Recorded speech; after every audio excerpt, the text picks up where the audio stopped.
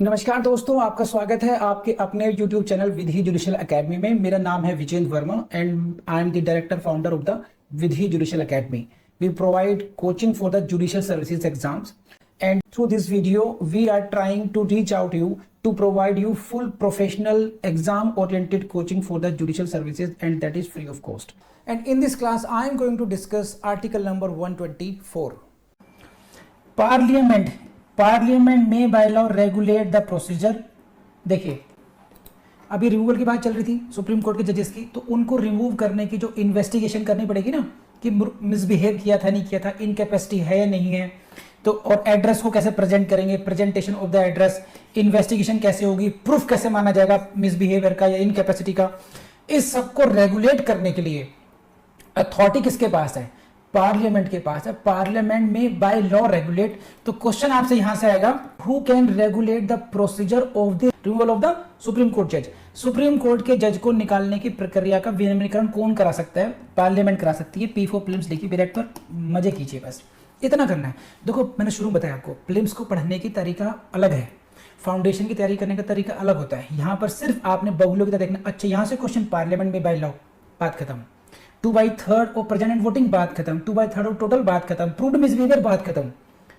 ऐसे question pick करने होते हैं। आई बिलीव कि मैं आपको डिलीवर कर पा रहा हूं जो मैं समझाना चाह रहा हूं, जो एप्टीट्यूड होना चाहिए इसका प्रीलिम्स के लिए। ओथ किसके सामने लेंगे?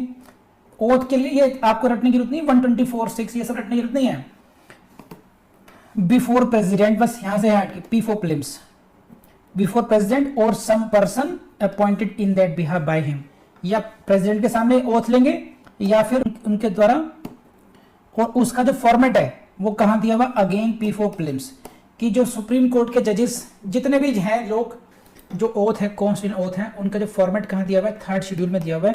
तो ये क्वेश्चन आपसे आता है, रट लेना अपने आप ही। वो तो देखिए कि जो शेड्यूल्स हैं, कौन सा शेड्यूल किस लिए है, तो this schedule contain this schedule contain this schedule contain this, oath contents is contained in 3rd schedule. तो 3rd शेड्यूल में दिया है कि कौन सी ओथ होगी। एंड नाउ अगेन ये 7 से यहां से क्वेश्चन आ सकता है। This is bar on practice, no person, कौन सा व्यक्ति, who has held the office of जज ऑफ सुप्रीम कोर्ट। ठीक, तो यानी कि हम सुप्रीम कोर्ट जज की बात कर रहे हैं। शैल प्लीड और act in any court before any authority within the territory of India. ये बार है आपकी प्रैक्टिस पर। This is the bar on the practice. If you have been the supreme court जज you can not practise anywhere in India now. बंद कीजिए, 65 साल के हो गए बाबूजी, अब घर बैठिए आराम से, सुप्रीम कोर्ट संभाल चुके हैं। अब फिर ये आप चाहे ब्रीफ लेकर अपने जूनियर जजेस को या सुप्रीम कोर्ट भी योर ऑनर में नहीं करेंगे आप लोग। Maintain your dignity, maintain your decorum, sit at the home. ठीक, तो ध्यान रखना, प्लीड करने के लिए मनाही है, तो इनके लिए अलग से पोस्ट निकाल दी गई है। Chairman of human right commission, chairman of law commission, chairman of this that, वहां पे अपना काम करते रहते हैं लोग, वहां पर बार नहीं है। तो बार ऑन प्रैक्टिस है, हेडिंग क्या है? बार ऑन प्रैक्टिस। ठीक, तो ये हुआ आपका 124। तो कितने सारे क्वेश्चन है 124 के, बाकी सब हलवा है। लेकिन जो मैंने क्वेश्चन कराए हैं, आई बिलीव कि आप लोगों ने यहां पर लिख लिया होगा सबको। 125 सैलरीज ऑफ द जजेस, इतना ही करिए। सैलरीज ऑफ जजेस कौन सा आर्टिकल में दी गई है? 125 में दी गई है। इसमें नेक्स्ट क्वेश्चन कहां से बनता है कि सैलरीज कैसे दी जाएंगी, सच कौन सी सैलरी मिलेगी सुप्रीम कोर्ट के जजेस को? P4 prelims by parliament by law, जैसा पार्लियामेंट डिसाइड करेगी। बस यहीं से क्वेश्चन है कि कितनी सैलरी मिलेगी। अपॉइंटमेंट हो गया, आकांक्षा संगल का अपॉइंटमेंट कैसे हो गया? सुप्रीम कोर्ट जज बन गई, तो कह रही सैलरी कितनी मिलेगी? बाकी बात तो सही है, तो कह रही जैसा पार्लियामेंट डिसाइड करेगी लॉ बना के। अच्छा, पार्लियामेंट बाय लॉ को रट लीजिए, यहाँ से क्वेश्चन है। और अगर नहीं करेंगे तो कैसे होगा? मान लीजिए पार्लियामेंट डिसाइड ही नहीं करी, कोई लॉ ही नहीं बना रही, तो फिर वो करोगे जो 2nd शेड्यूल में दिया गया है, जो द्वितीय अनुसूची में दिया गया, उसके हिसाब से सैलरी मिलेंगी। तो पहला option parliament by law, in the absence of law second option 2nd schedule. Come on, P4 prelims, हाँ है ना? जितने भी अलाउंसेस हैं, जितने भी राइट्स हैं, सबका एक ही क्वेश्चन है, पार्लियामेंट बाय लॉ बस, या 2nd शेड्यूल। नेक्स्ट क्वेश्चन आपको यहां से आता है कि जो प्रिविलेजेस हैं, अलाउंसेस हैं, अधिकार हैं, ठीक, that shall not be varied, उसमें चेंज नहीं करेंगे, very to his disadvantages after his appointment. इसको समझिए, देखिए लैंग्वेज को समझ लीजिए, क्या है कि जो भी राइट्स, पर्क्स, सैलरीज जो भी मिल रही हैं, you can not vary it to his disadvantage. समझ रहे? तो ये बताइए, वेरी हो सकती नहीं हो सकती?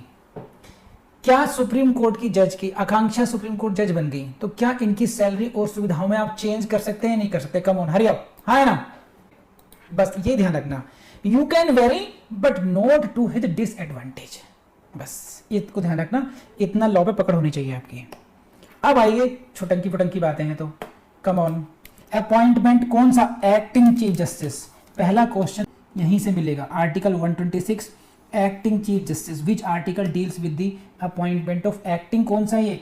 ACJ, acting chief justice. ध्यान रखना, एक्टिंग जज नहीं है ये, एक्टिंग चीफ जस्टिस है। कब है? When the office of chief justice of India is vacant. ओहो, एक बात।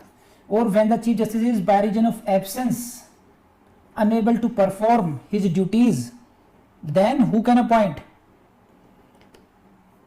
President may appoint. बस इतना ध्यान कर लीजिए, बाकी माया है, सबको छोड़ दीजिए। तो इसको ध्यान रखिए, कौन सी बातें याद रखेंगे? देखो, फालतू की बातें, बकवास सब छोड़ दीजिए, मेंस नहीं देने जा रहे हैं इसमें। कितना ध्यान रखना, एक्टिंग चीफ जस्टिस अपॉइंटमेंट कहां पर है रे? ये रहा 126 में, यहीं पे लिख लीजिए प्रेसिडेंट। बस बाकी सबकी माया को भूल जाइए। एक्टिंग चीफ जस्टिस का अपॉइंटमेंट कौन करते हैं? राष्ट्रपति महोदय करते हैं। जय हिंद, नमस्ते, आगे बढ़ो। बस 127 क्या है? देखो जरा, फिर वही appointment of what? Ad hoc जजेस। यहां से क्वेश्चन आएगा, विच आर्टिकल? 127 पहला क्वेश्चन आएगा, which article deals with the appointment of ad hoc जजेस इन सुप्रीम कोर्ट। कर लो कमाई बस। दूसरा क्वेश्चन क्या आएगा? क्यों होता है भाई? If at any time there should be not be quorum.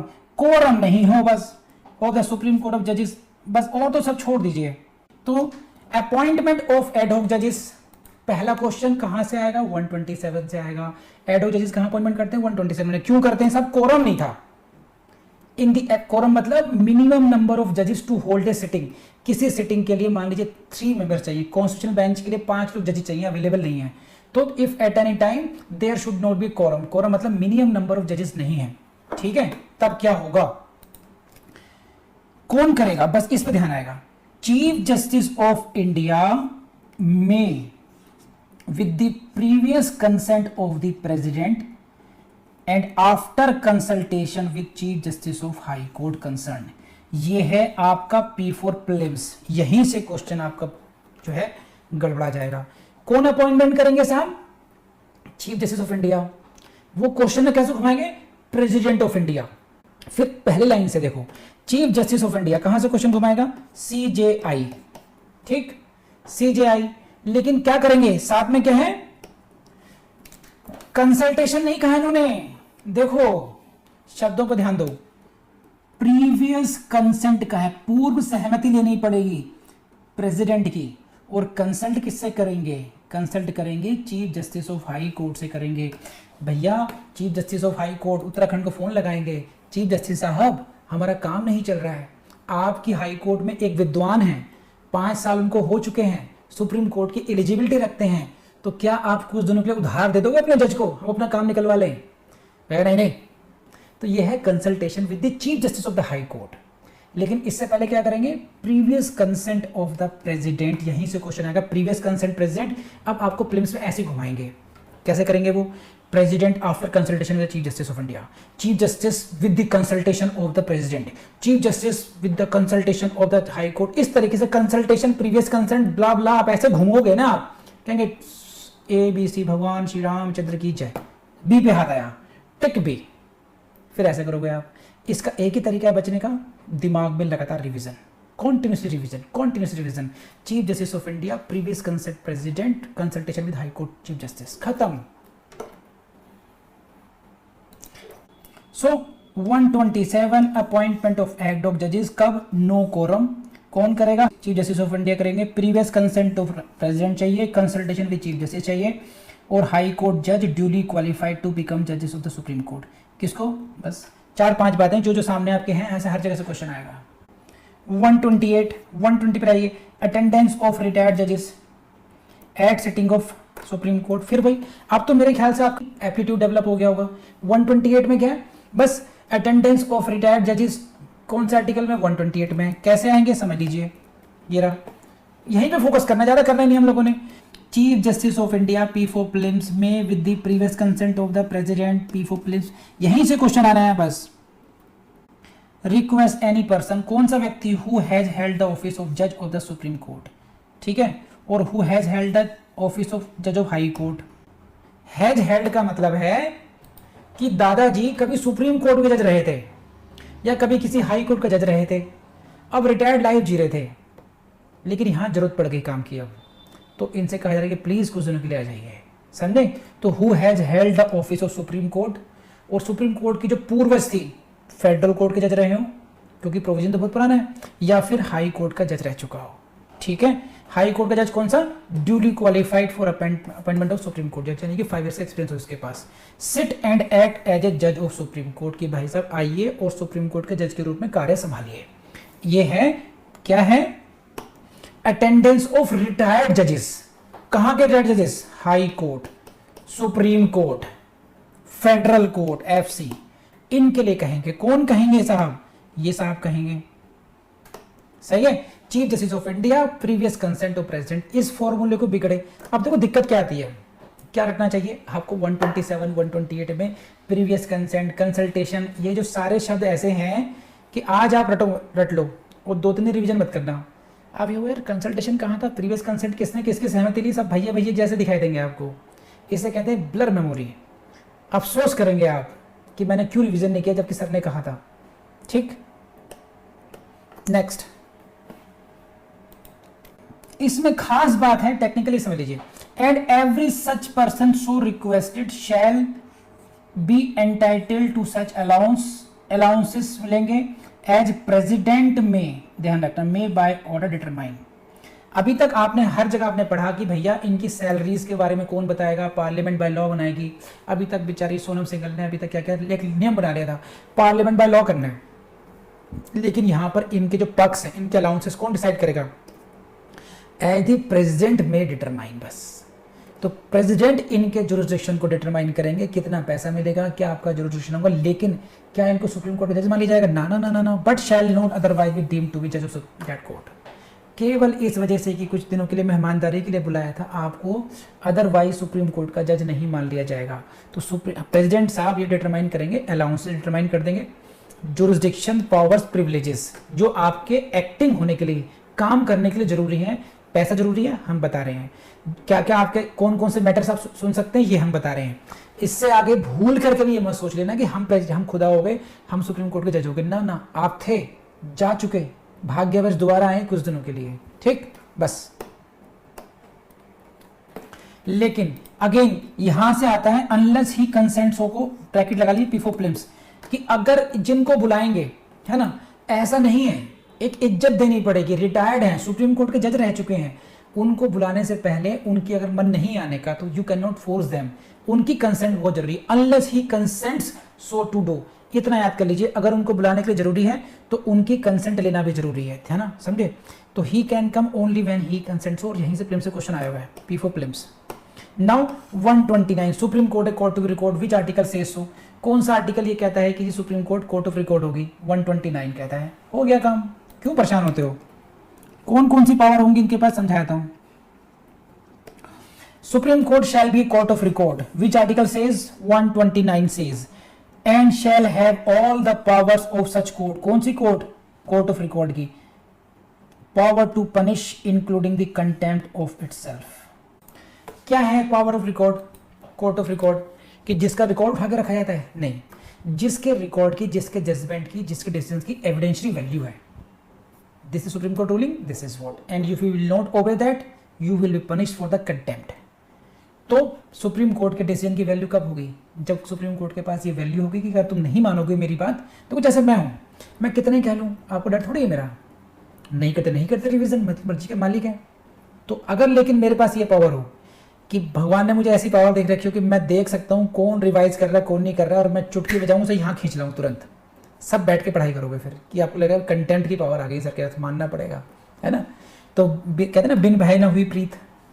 तो सुप्रीम कोर्ट के पास जब तक कंटेम्प्ट के लिए पनिश करने की पावर नहीं होगी तो उसको कोर्ट ऑफ रिकॉर्ड भी नहीं मानेगा।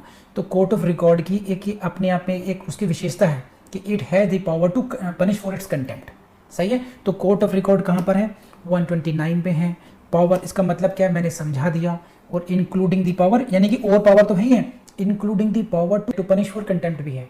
सही है, ये 129 में है। बस बस बस बस।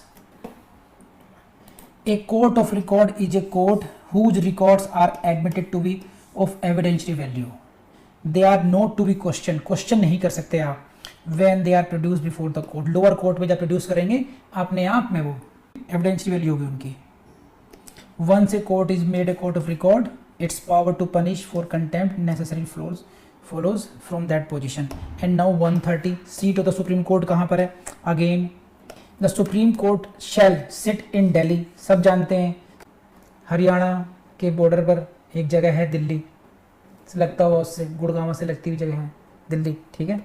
यहाँ पर सुप्रीम कोर्ट की सीट P4 प्रीलिम्स, याद करोगे इसको, ऐसे पता ही सब लोगों को। आगे आएगी बात, क्वेश्चन यहाँ पे आएगा कि सुप्रीम कोर्ट से लेकर छोड़िए कहीं कि चेन्नई में बैठ सकते नहीं बैठ सकते, बताइए भाई कर्नाटका में सीट हो सकती नहीं हो सकती, तो कब होगी ये देखिए।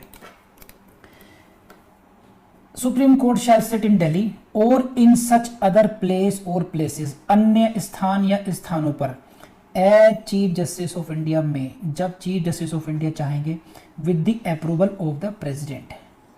तो chief justice of India with the approval of the president, पूरे चैप्टर में यही अप्रोच अपनानी है आपने, ठीक है। कौन करेगा, किसके प्रीवियस अप्रूवल से करेगा? तो चीफ जस्टिस ऑफ इंडिया को प्रीवियस अप्रूवल लेना पड़ेगा प्रेसिडेंट का कि हम एक बेंच को ऑपरेट करना चाहते हैं बेंगलोर से, तो तब ये हो पाएगा। अदर प्लेसेस के लिए रिक्वायरमेंट क्या है?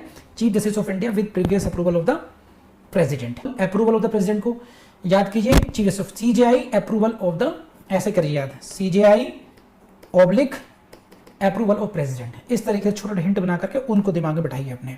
तो दिस इज ऑल अबाउट 130 तक। तो आई बिलीव आपको आ गया होगा यहाँ तक। कोई क्वेश्चन तो बताइए मुझे। तो आई बिलीव आपको बड़ा इंटरेस्टिंग आया होगा। देखिए ये टॉपिक बहुत इंटरेस्टिंग है और अच्छी तरीके से याद करने हैं आपने इसको। बस ये जिन जिन पॉइंट को मैंने हाईलाइट कराया, जहाँ जहाँ से बताया क्वेश्चन आएंगे, आप उनको नहीं भूलेंगे। With this advice let's end this topic.